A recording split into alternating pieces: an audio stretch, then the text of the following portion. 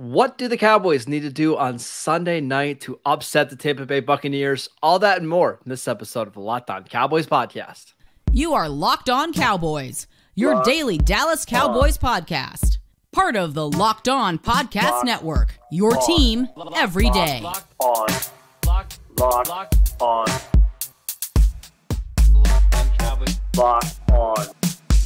Cowboys. Welcome back to the Locked On Cowboys podcast, part of the Locked On Podcast Network, your team every day. We want to thank you for making us your first listen of the day. We are free and available on all platforms. And today's episode is brought to you by BetOnline. BetOnline has you covered this season with more props, odds, and lines than ever before. BetOnline, where the game starts. I am Marcus Mosher. You can follow me on Twitter at Marcus_Mosher. He is Landon McCool. Check him out on Twitter at McCoolBCB. Landon, week one is here. I hope you've got your cleats all ready to go, all broken in, ready to that's a terrible deck press. I actually had to stop practice yesterday and change the cleats because they weren't very comfortable. Man, that was a fun little firestorm to come back onto Twitter about yesterday, and only to realize it was cleat based. Like, has nobody worn like new shoes like out on the basketball court? Like the first day your feet hurt, like you get blisters and it happens. It happens. I mean, just Dallas Cowboys, man. If it's not one thing, if it's not, the index cards, it's cleats, it's, all legal the stuff we got to items, learn about. Yeah. All the ancillary items you have to know about to follow this team are just crazy. Look, just stay in the Jordan 1s and you'll be fine. Yeah, you'll be fine. All right, so we're going to do our preview for the Cowboys week one matchup against the Tampa Bay Buccaneers. Let's start with the Cowboys offense first, since we are talking about Dak Prescott. And I'm not even going to ask you if you're worried about Dak, because we're not. But what do the Cowboys need to do in this game to generate enough offense to win? Well, I think that they're going to have to, exactly figure out what is the state of their pass protection. I think that they can have an idea kind of going in, into the game based on what they've seen in practice. But they haven't seen Connor McGovern and Tyler Smith working on that left side in a game together, even a preseason game. So that's going to be an interesting part. I think for the Cowboys, they're going to need to run the football effectively early on, simply to kind of get those guys comfortable.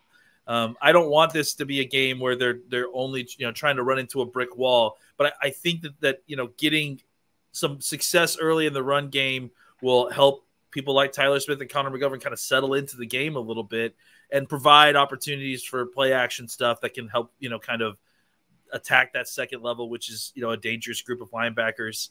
I think that the passing game will work. I just don't know that they will come out and let it loose right up front without, kind of getting some run going at first, getting some comfort. Not the classic establish the run nonsense necessarily, more just establishing a comfort level for their offensive linemen, right? And then getting them a couple shots before switching it up and seeing what they have as pass protectors. So generally, I would agree with you. Like the best way to at least get your offensive lineman, your young offensive lineman, like in a rhythm is like to run the ball and keep the defense off balance a little bit. But I just went back and watched the week one game last year against Tampa Bay. And like Todd Bowles was just bringing pressure like up the A gaps from the first play. Like it was clear he was not going to allow this Cowboys team to run the ball. He wanted them to have to take chances down the field. And I don't know why we should expect anything else, right? Like if Tampa Bay is having 6 guys basically all at the line of scrimmage, does it really make sense to just try to run the ball up the middle? Because my answer would be probably no. I actually think the best way for the Cowboys to start off this game is just a lot of quick passes. Like Dak not holding the ball beyond 2.5 seconds. Yeah. Like, quick. I think you're going to see a lot of screens. I think you're going to see a lot of, runs to the outside. I'm not necessarily advocating running between the B gaps with Connor McGovern and Biotish versus Akeem Hicks and Vita Vea. So I think that you got to find a way to attack the edge, especially guys like Barrett, who is a great pass rusher, but I think you can run the ball right at him and have some success. I think that outside of kind of getting some quick passes out and kind of running at attacking that edge where, they've got guys, like I said, Barrett, that Tryon, these are guys that they don't have JPP anymore. They probably will trot out Goldson at some point, but these guys are pass rushers. And I think that you're going to be able to find some success on the edge running at them.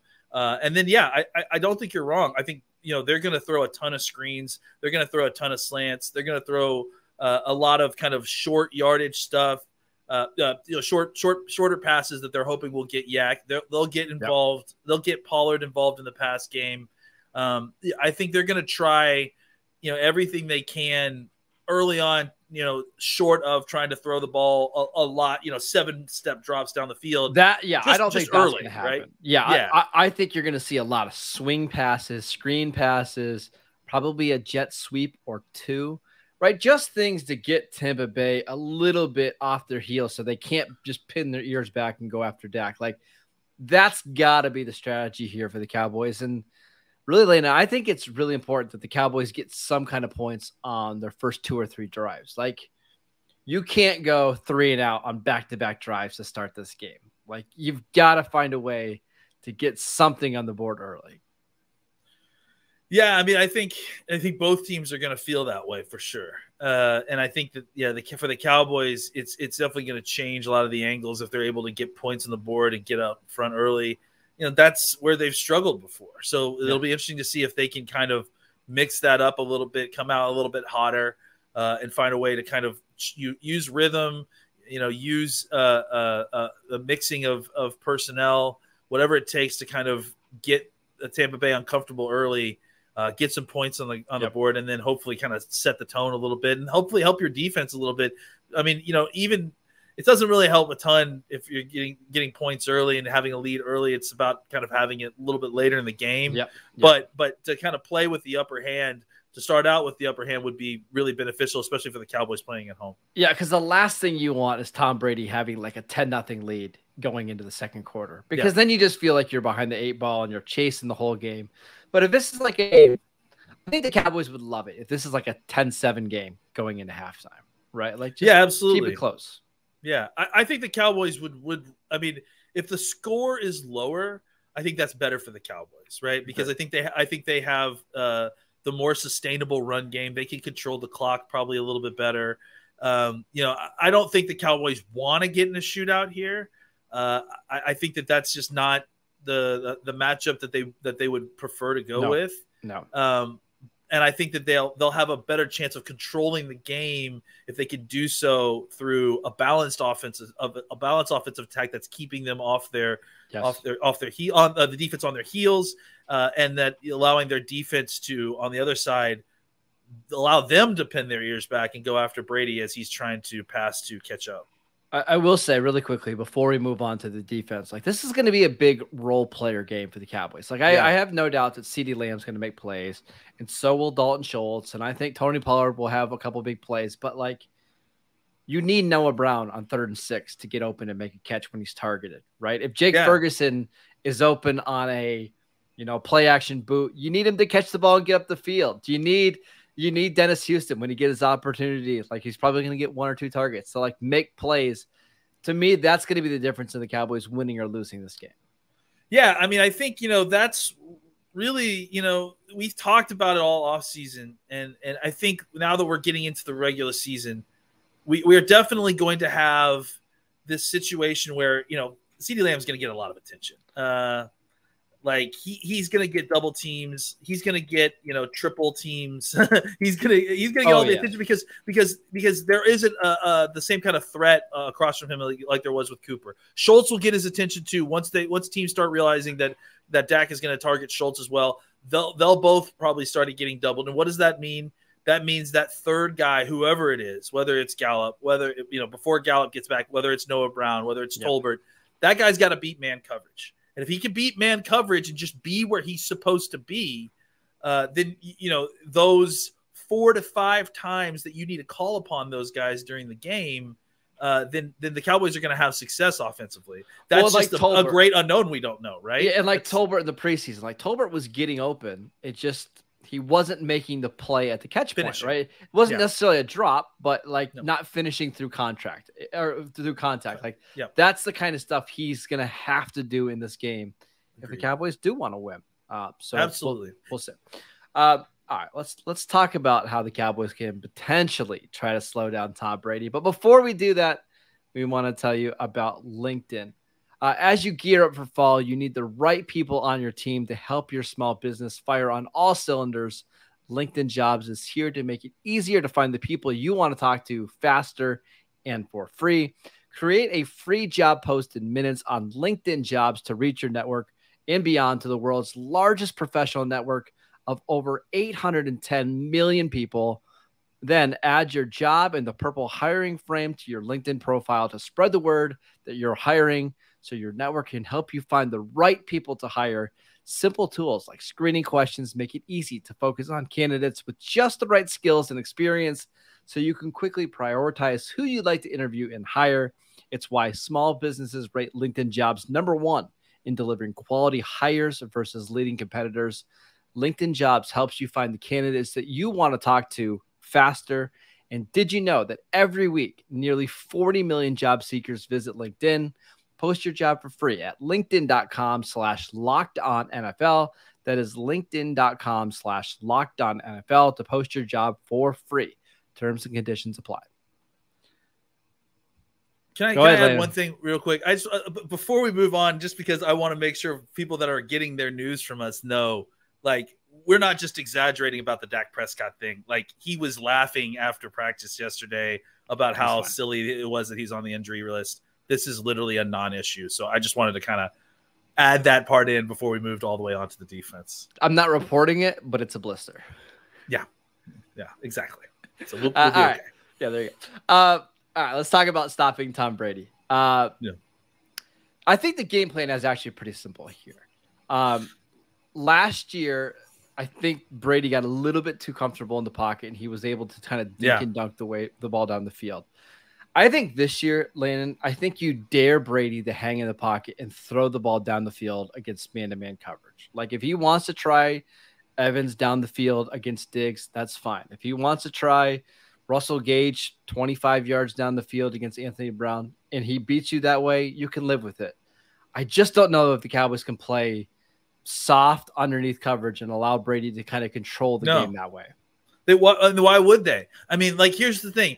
As much as there's been talk about how much the Cowboys have lost this offseason, I will point out that if Chris Godwin doesn't play in this game, which is looking more and more likely that even if he does play, he will be very compromised. Mostly a decoy, I would assume. Yeah. If he doesn't play, Brady threw for 379 yards. And shout out to Babe Laufenberg, who just tweeted this out, despite the fact that I looked this up last night. I was so mad that I saw him tweet this out. But I'm still going to go ahead and say it. Brady threw for 379 yards and 4 touchdowns against the Cowboys in Week 1 last year. Of those receivers that he had last year, 360 of those 379 yards and all 4 touchdowns went to 2 guys who are definitely not playing in this game: Antonio Brown and Rob Gronkowski. Yep. And then another guy who likely won't play or will be very compromising, Chris Godwin. So I agree that I think that despite Mike Evans still being Mike Evans, Russell Gage is dealing with the hamstring situation. Mm-hmm. They don't have the kind of horses that he used to have at tight end. Cameron Brate's a good tight end. I'm not trying to discount him, but he's not Rob Gronkowski. And Kyle Rudolph is Kyle Rudolph. Yep. Especially now, he's older. Even older Kyle Rudolph. I think those are all huge aspects, but they're nothing in by itself.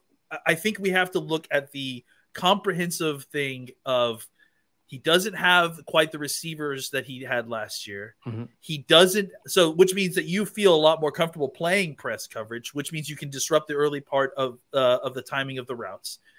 You've got all 3 of his starting interior offensive linemen from last year are gone. Mm-hmm. They brought in Shaq Barrett to play right guard, but outside of that, now they're playing a rookie left guard and a center who has very little experience, neither of which look incredible. Tom Brady has missed 12 days of training camp, which, again, for Tom Brady playing in the long season of the season, who cares? Mm-hmm. But for Week 1 and with the offensive line that he hasn't played with, it could have an effect as they still try to work out the communication of that. Mm-hmm. And I think all of that is wrapped into the idea that Tom Brady struggles with pressure in his face, like all quarterbacks do, especially older quarterbacks. So I think that there's a pretty clear line of a weakness to exploit here. The Cowboys can find a way to get quick pressure in Tom Brady's face. They can disrupt the routes outside. It's going to cause Tom Brady a lot of distress. He's not going to be able to escape. That's not something he does well. He can slide around in the pocket. That's something that he's one of the best in the league about. But sliding around in the pocket is not quite possible when Odigizua has cleared out the center and Micah Parsons is teleporting into the backfield. So I think that there is a lot of opportunity for the Cowboys to get pressure on Tom Brady in a way that they did not do last year. And beyond the fact that I think that this is just a better overall pass rushing team than it was when they faced Tampa Bay last year. I know that Randy Gregory is gone, but I think the difference there is more than made up by how much better Micah Parsons is. You got a healthy Demarcus Lawrence. You've got youth that's going to be served.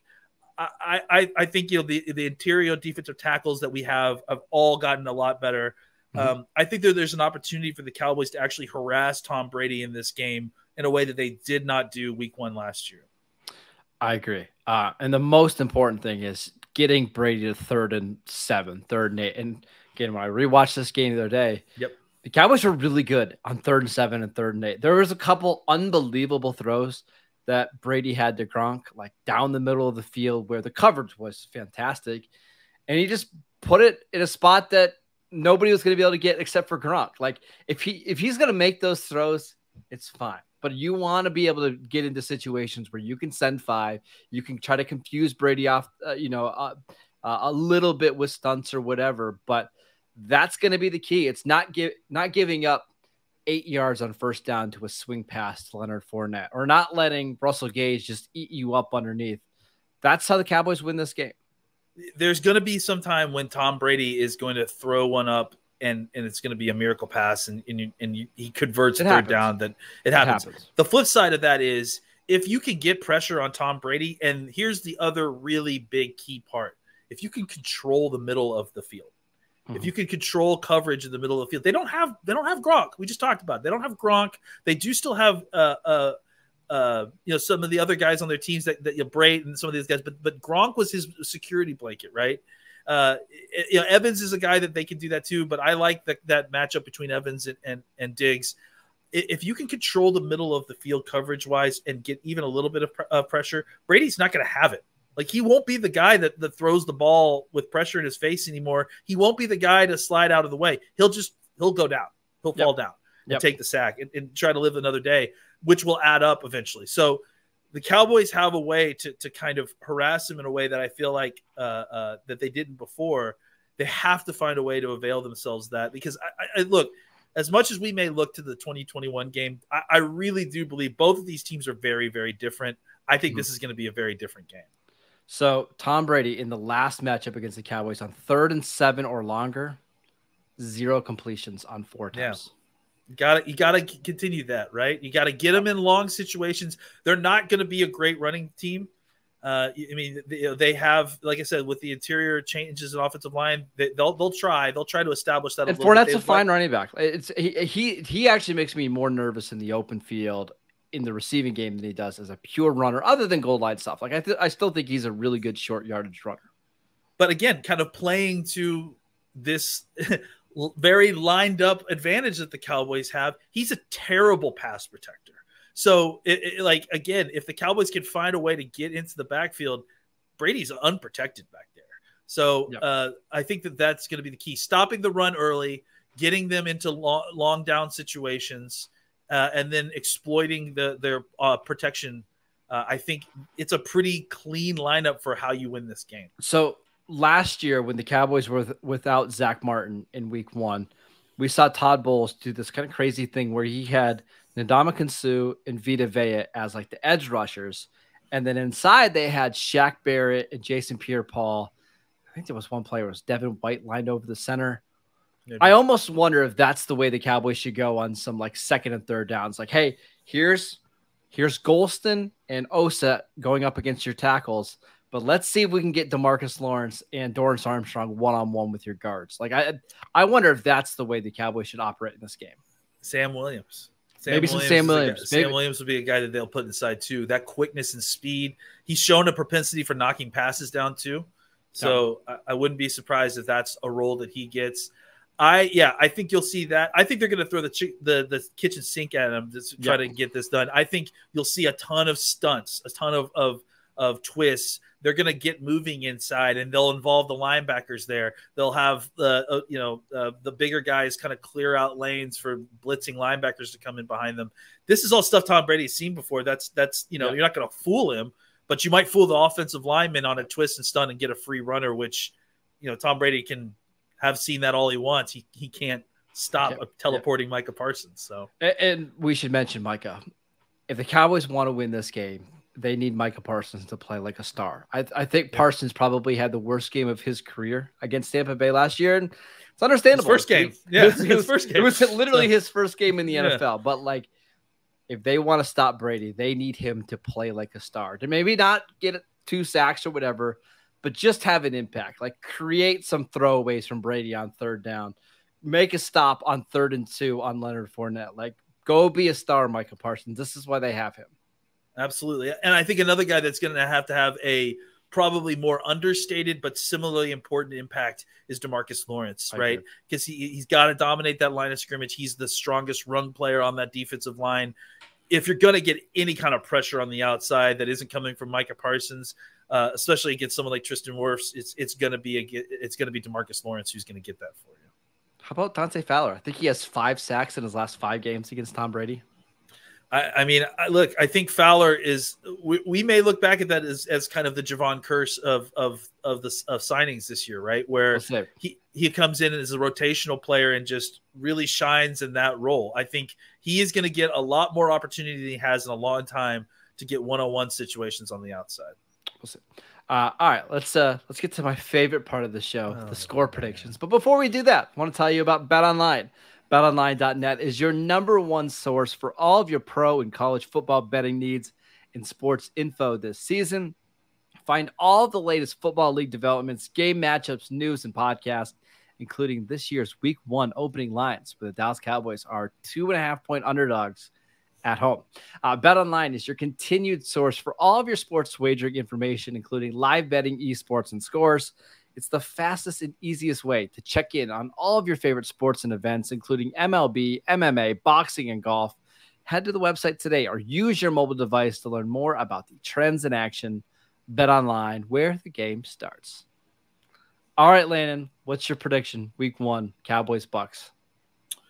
I actually think the Cowboys can win this game. Obviously they can win the game, and these are two kind of evenly matched teams. To be honest, the Cowboys are playing at home. I think that this is a better team now than it was when they played the Bucs last year. I understand the losses that they've suffered, and I understand no Cooper, no Gregory, but I think that the youth across this team that took last season and learned a lot has all grown a ton, and that's a number of 6-7 players spread out across your offensive defense.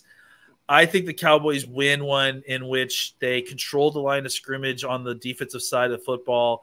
They give Dak enough time to get the ball downfield a couple times, enough to kind of spread things out, and then they keep the defense, Tampa Bay's defense, off kilter with a balanced attack. I'm going to go ahead and predict.